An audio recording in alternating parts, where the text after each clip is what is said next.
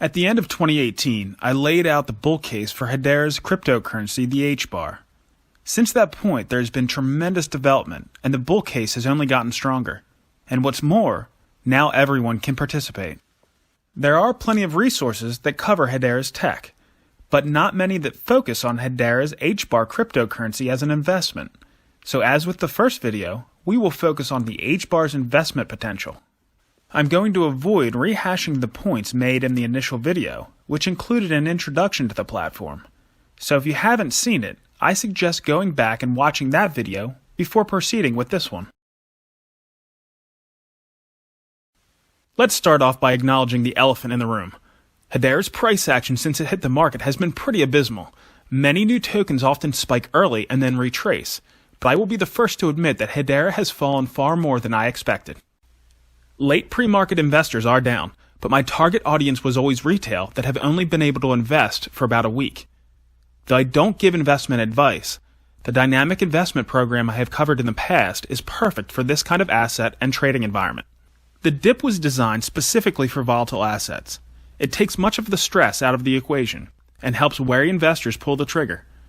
Investments are one of the few places where people complain about a sale, but that's the nature of the crypto world. While it's obvious to a chartist that technical damage has been done due to the poor performance of the token thus far, the fundamentals are still strong as outlined in the first bull case video and will be covered in the remainder of this video. While many are focused on HBAR's price, impressive real-world adoption is taking place. Matthew Knowles has added his Grammy Award-winning music catalog to Tune FM, a streaming music DApp built on Hedera. Yes, this catalog includes his daughter Beyoncé's music. Yes, that Beyoncé. This, along with dozens of other innovative businesses, are being built on Hedera, and has already pushed the transaction volume to a point that would max out the Bitcoin blockchain after only a few days.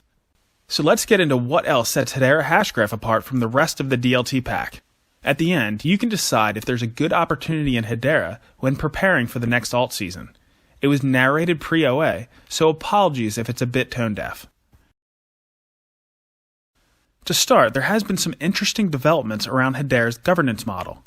Hedera has chosen to improve on the haphazard governance of some of the other top cryptos, which include the benevolent dictatorships in Ethereum and XRP, or the leading developers and centralized mining pools in the case of Bitcoin. Instead, Hedera has chosen to allow blue-chip international enterprises to help direct the path of the DLT platform. The goal is to have world business leaders diversified across industries and geography use their expertise based on both their jurisdiction and field to do what's best for Hedera. In determining the design of the council, there were a few techniques the founding team used to ensure that the corporations have the platform's best interest as their top priority. First, they are only going to allow large corporations with good reputations to join the council. The expectation is these enterprises will not jeopardize their company's reputation by acting poorly in the governance of a cryptocurrency platform. In addition, the relative size of these companies prevents one from having undue influence. Next, since the council members are in different jurisdictions, no single government can pressure the entire council in an unfair manner. Finally, with the exception of swirls, there's a 3-year term limit, with no more than 2 terms served consecutively. There have been some big pieces of news that have come out since the end of last year pertaining to this council. Some of the first members have been announced, and are starting to do their job governing the platform. In addition to swirls, the following have been added: Deutsche Telekom, the German telecommunications giant, and the parent company to T-Mobile. DLA Piper, the 5th largest law firm in the world and the leading tech law firm headquartered in London. Magazine Luiza, a Brazilian brick-and-mortar and online retailer that has been growing at a blistering pace in the past several years. The Japanese investment bank Nomura, think Asian Goldman Sachs. Swisscom Blockchain, the DLT arm of another telecommunications provider in Switzerland. This past month, Fidelity Information Services, who moves $9 trillion annually, joined. To put that $9 trillion in perspective, Visa, MasterCard, American Express, and Discover combined only did about $6 trillion in purchase volume in 2018. Other recent additions include the massive Indian conglomerate Tata, IBM, and even the world's largest aircraft manufacturer, Boeing. This group should impress anyone looking to invest in the space. and all are building or are planning on building business solutions on Hedera. I had an interesting discussion with a proponent of another platform who said that Hedera was like a republic and Bitcoin and his platform were like a democracy. While in theory this may be true, in the case of Bitcoin, significant centralization has occurred in both developers and mining. But even when I assume the analogy is correct, it makes me think of a few points in regards to these forms of government. First, from a human social perspective, a pure national democracy has never been attempted, and the governments that have brought the most prosperity to their citizens, such as ancient Greece, Rome, and the United States, have been republics. Don't get me wrong, there are many successful nations on Earth today, but most are forms of constitutional republics very similar to the US system. Then we have to look at who democracy is good for.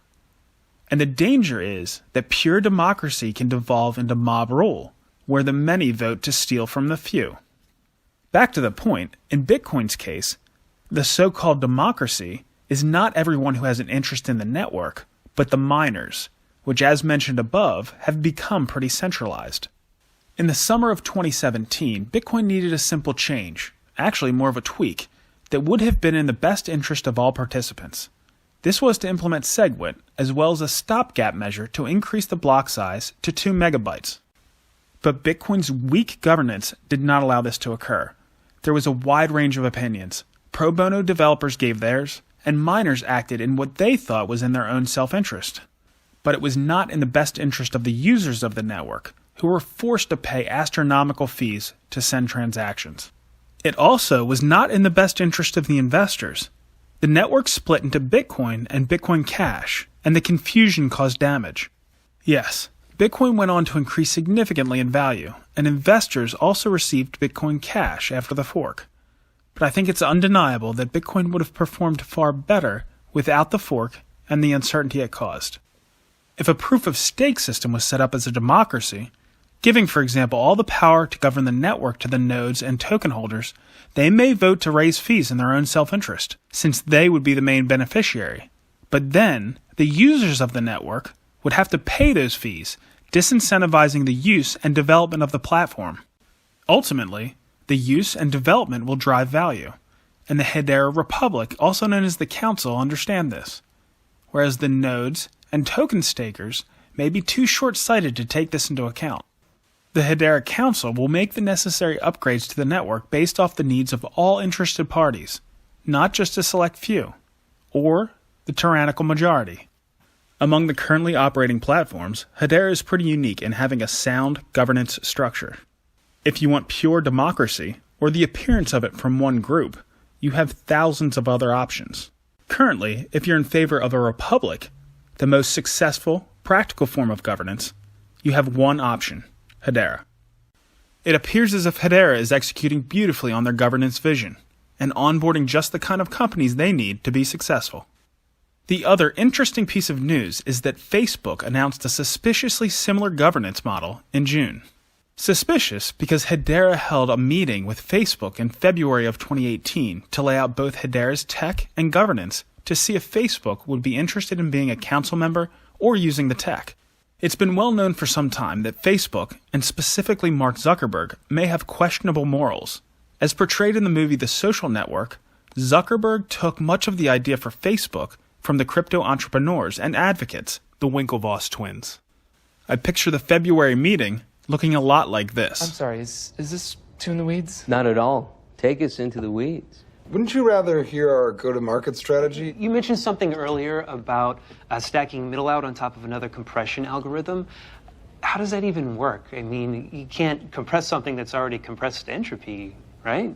Wow. I don't really get too many of those questions in meetings like these, but it's actually easier if I show you. May I? Absolutely. Those guys are never going to fund us. We need to leave now. What are you talking about? This is going great. I mean, VCs are never interested in how middle out actually works. Of course they're interested, because they want to steal it. This is a classic brain rape. You guys are really helpful. All right, shut it down. Meeting over. Luckily, the most important part of Hedera, the underlying hashgraph technology, could not be taken due to a smart business move, which is unique among the cryptocurrency space. It's been patented. There will only be one official Hedera using the hashgraph tech. Any other tokens using the tech will have litigation hanging over their heads and will be shunned by enterprises. There's one large benefit to Facebook borrowing this governance model.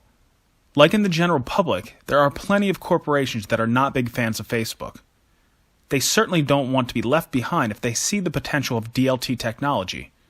And I see some companies joining the Hedera Council almost in spite of the Facebook Libra project. It certainly makes sense. Hedera has an underdog aura that will draw enterprises in, not to mention the vastly superior tech, which will make joining the council a sound business decision. I covered the HBAR Testing program where the team provided a micropayment proof of concept in a prior video. Community members were able to earn 250 HBAR during this testing. Testing is currently paused due to the team focusing on open access launch, which occurred on September 16th. Testing and earning of HBAR will resume shortly. If you would like a full rundown of what the team has shown with the test and its potential, go watch the 2019 crypto bull case.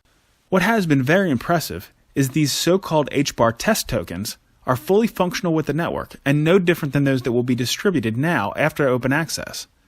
It was amazing to watch how quickly an economy built around these tokens, thanks in no small part to the speed and efficiency of the Hedera network.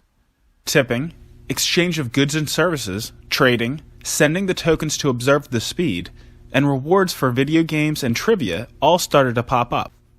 Unfortunately, under current regulation, which Hedera strictly adheres to, only those who completed the KYC requirements could participate, and only about 15,000 completed jumping through all those hoops. I can only imagine what this economy will look like now that anyone can create an account anonymously and participate. Hedera has introduced a new core service, in addition to their cryptocurrency, smart contract, and file storage services. They call it the Hedera Consensus Service. I will let some far more qualified people explain. I abbreviated the 45-minute video that discussed the Hedera Consensus Service in depth into about 9 minutes of what I thought were the important parts. Timestamping, putting timestamps on the things, and revocation, the ability to take things back out that an authority has attested to. So the timestamping is not a separate service, but every time you do something, every time you create a file, it gets a cryptographic timestamp, and all of the members of the network agreed on it. It's the consensus. It's a very strong kind of timestamp, not just one computer making it up. It's the whole group making it up together. And it isn't just one making it up and then everyone approves. It's everybody saying what time they received it and then taking the median. So it's a very strong kind of legally binding timestamp. And if you're legally required to publish something by noon on Tuesday, you put it in the file service and you get that timestamp and it proves you did it by noon on Tuesday. In a lot of ways, it's like a cryptographic timestamping service, where if you have some document, you give the service a hash of it and they give you a cryptographic timestamp on that hash. Do the same thing here. Just put a hash in our file and you have it. Or put a hash into a cryptocurrency transaction and you have it. And so it's not a separate service, but it's sort of something you get for free out of these three services. You have a timestamping service. Smart contract is a native service of our platform. Then on top of that, you build your various smart contracts, and you can build as many as you want, and they can do anything. They're written in a Turing-complete language. It means they can do anything. But of course, they run more slowly than a native service would run. For example, we have the native service of cryptocurrency with the HBARs, but you could also write a smart contract for an ERC20. And the ERC20 is doing the same thing as a cryptocurrency. But the native cryptocurrency is going to be faster than the smart contract, much faster. We can do thousands of cryptocurrencies per second. We're going to have, I think, 10,000 probably at launch, at OA, I mean. We'll throttle it down to 10,000. It's much faster than that already in our test nets. And we are working to tune it. It'll be many tens of thousands. So the cryptocurrency is fast. Smart contracts are slow. They're a few a second. They're not very many. And so you can do anything in a smart contract, but it's not the same as a native service. And every ledger has this issue. Smart contracts, now some of them emphasize smart contracts and make them faster, but still a native service is faster. And so every ledger struggles with this question: what should we make to be our native services that give you all the advantages over just running a smart contract on top of a service. And everyone has to make that decision. But we would rather you make that decision. We would let you make that choice. And here's how. We're offering a fourth service now, native service called the consensus service. The consensus service, of course, is fast because it's a native service. And what it lets you do is build what is equivalent to new services. And I say you, developers, without talking to us, without us even knowing about it. Just like you can write a smart contract without talking to us. You can write your own service without talking to us. And your service lives on top of the consensus service. And your service runs at the speed of a native service. You can go to something simple and use Hedera to solve the problem. Hyperledger Fabric lets you do that. And so you can do this, and your little group has all the privacy of a Hyperledger Fabric private network, but you've got the trust of Hedera itself. To give you a better introduction to that, I am really excited that we have Brian Gross here. Brian Gross is Principal Product Manager at IBM, and he will now say a few words about how would you do this? What are the use cases for this? So go ahead, Brian. Please tell us more about this. Thanks, Lehman. So my name is Brian Gross with IBM Blockchain, where I'm a Principal Product Manager for IBM Blockchain Platform, the leading platform for building, operating, and growing enterprise blockchain networks.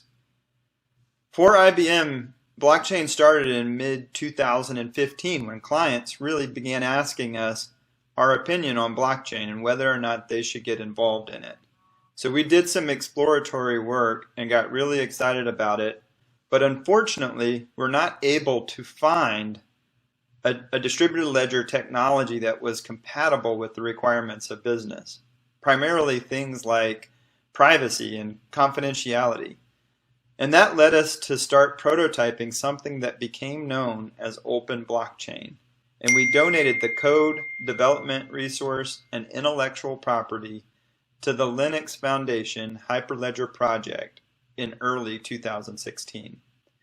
This early adoption and insight into blockchain by IBM has helped us become the recognized leader in blockchain for business. So our platform manages over 1,200 blockchain networks around the world. And more importantly, over 100 of these networks are live, creating blocks on the chain every day in real business processes with actual business partners. In the financial services sector, the public sector, retail, insurance, and manufacturing, there are hundreds of more use case examples, and we're still in the early days of understanding the potential. You can learn more about these use cases by going to ibm.com/blockchain. But today, let's start talking a little bit about how they go from concept to consortia to running network, and where in this process the Hedera Hashgraph Consensus Service can help.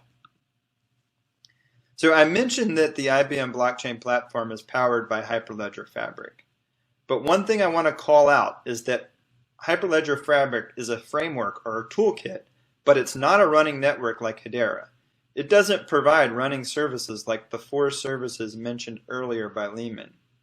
So in order to get value from a Hyperledger Fabric network, a network operator must deploy nodes, start or join a network, and install and substantiate chain code.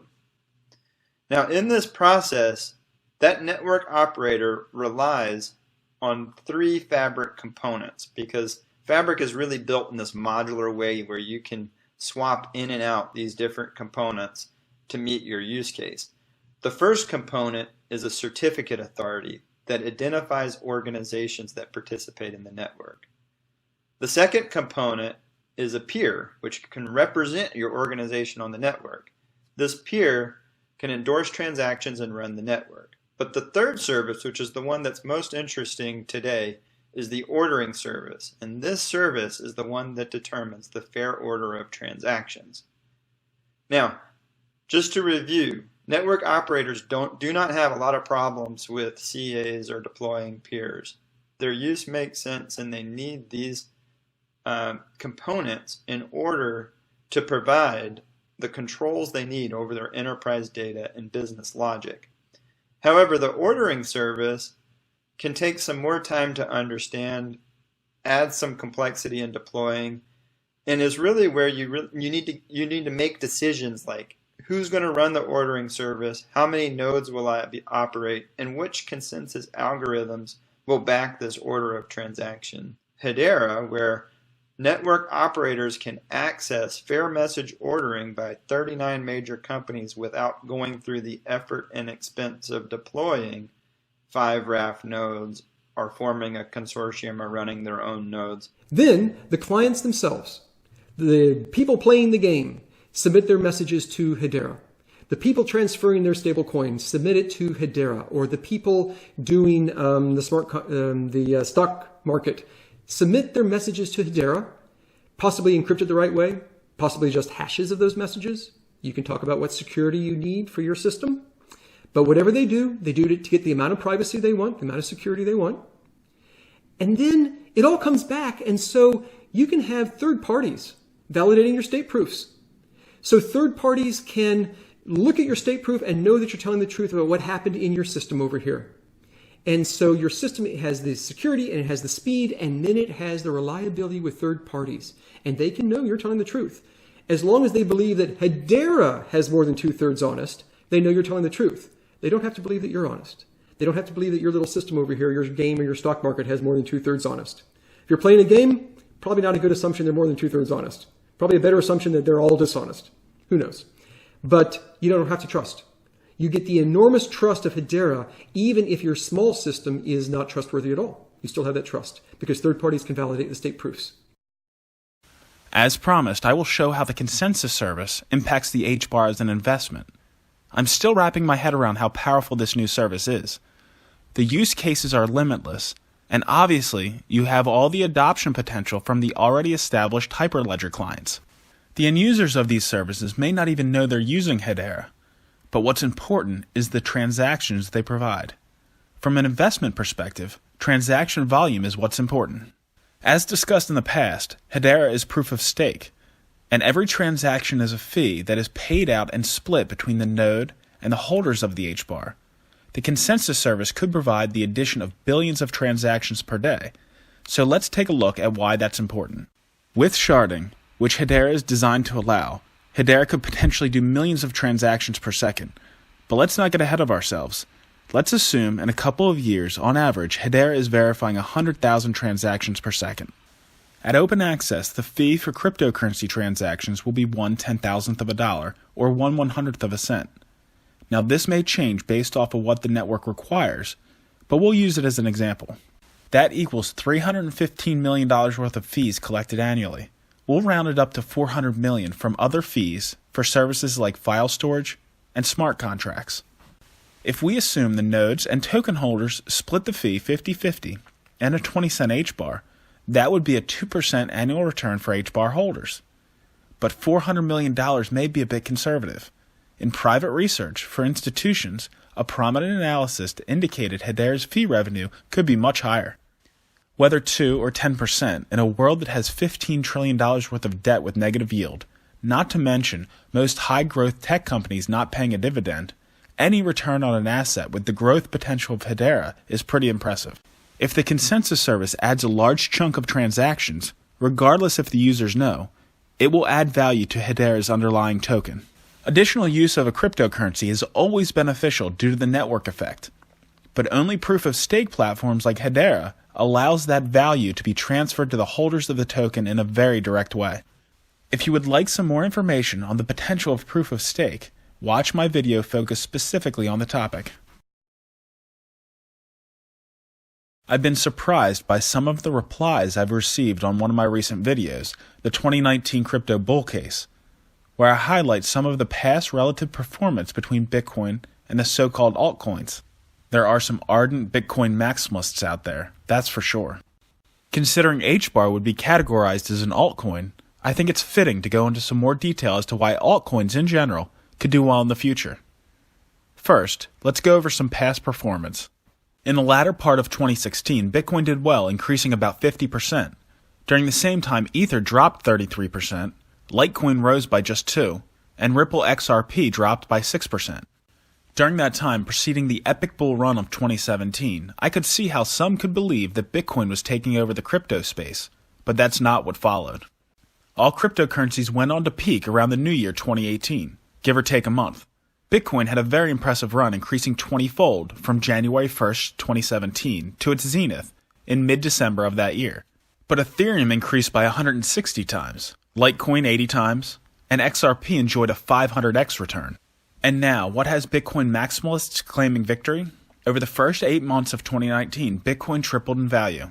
Ethereum rose 2 times, XRP has been flat, and Litecoin has more than doubled compared to the price at the beginning of the year. Has Bitcoin performed well? No question. Based on history, does the recent price action of Bitcoin relative to altcoins indicate some kind of Bitcoin takeover? Absolutely not. So if the Bitcoin-only club can't or shouldn't consider the recent price action an indication that altcoins are dead, could there be some fundamental reasons? Second-layer scaling solutions have shown promise, and that may allow Bitcoin to take back some crypto transactional market share from platforms that have focused on throughput. But Lightning Network also has some problems, and is far from a shoo-in from becoming a success.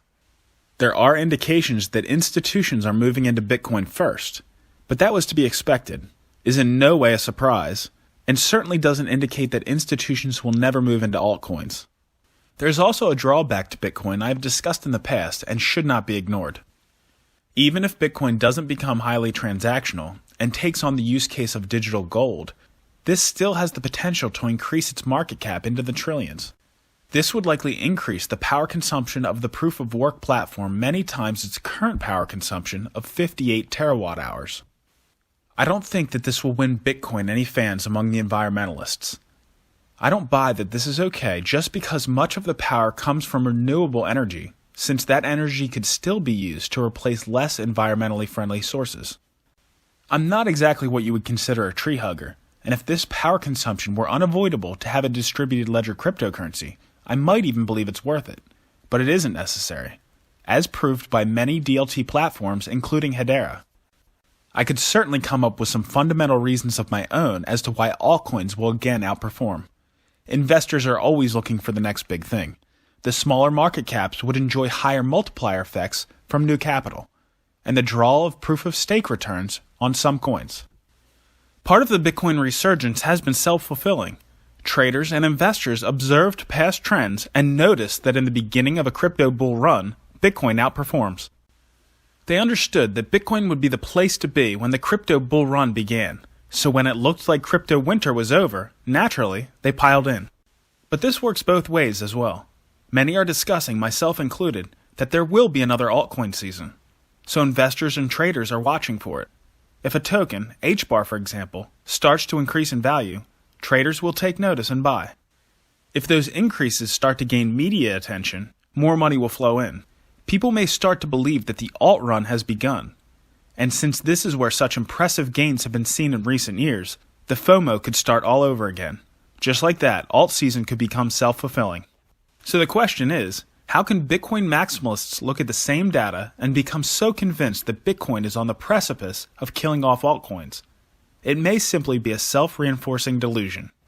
That's understandable, since it is part of human nature.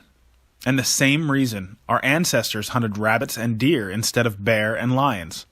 It's easier and safer. The most conservative method of participating in the cryptocurrency revolution is to just invest in Bitcoin.